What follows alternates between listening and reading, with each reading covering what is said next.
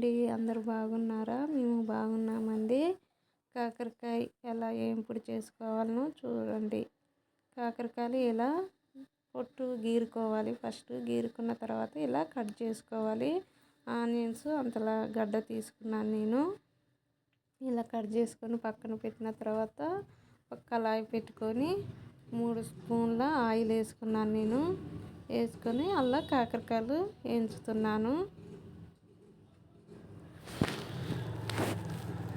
వేయించుకోవాలి. కొంచెం colour change అయ్యేంత వరకు వేయించాలి. ఇలా ఒకసారి చేయండి, బాగుంటుంది. లాస్ట్ వరకు చూడండి వీడియోను. ఏమేమి వేస్తున్నానో మీకు తెలుస్తుంది.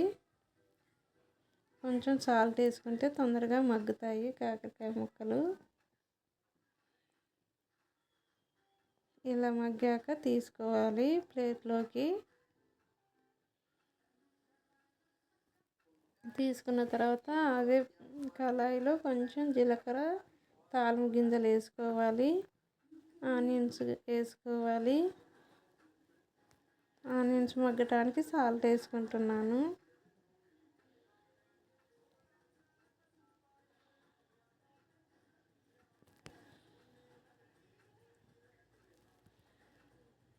ఇలా మగ్గాలి ఆనియన్స్.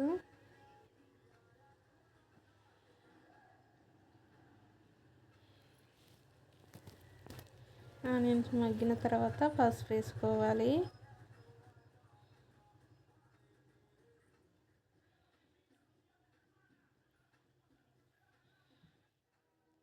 పసుపు వేసుకున్న తర్వాత అల్లం పేస్ట్ కొద్దిగా వేసుకోవాలి.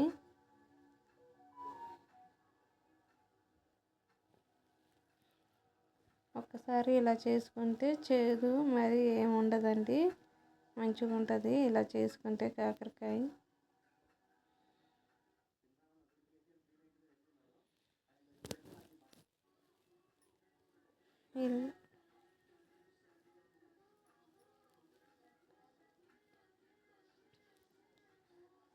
అల్లం పేస్ట్ మగ్గాక ఇలా కాకరకాయ ముక్కలు వేసుకోవాలి.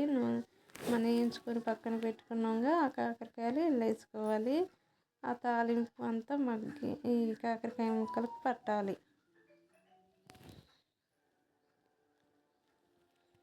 మధ్యలో కలుపుకోవాలి కర్రీని.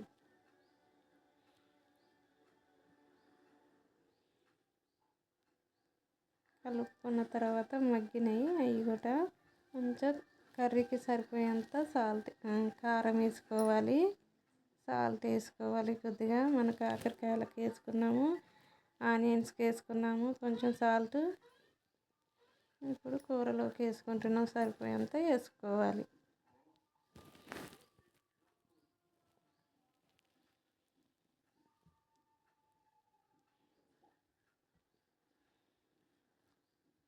ఇలా వేసుకున్న మగ్గిన తర్వాత కొంచెం పల్లీల పొడి, అలానే కొబ్బరి పొడి వేసుకోవాలి. ఇలా ఒకసారి చేసుకొని బాగుంటుంది. ఇలా చేసుకుంటే బాగుంటుంది కర్రీ.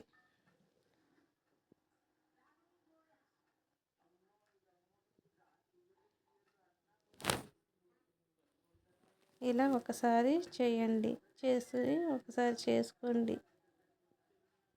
లాస్ట్కి కరివేపాకు వేసుకోవాలి.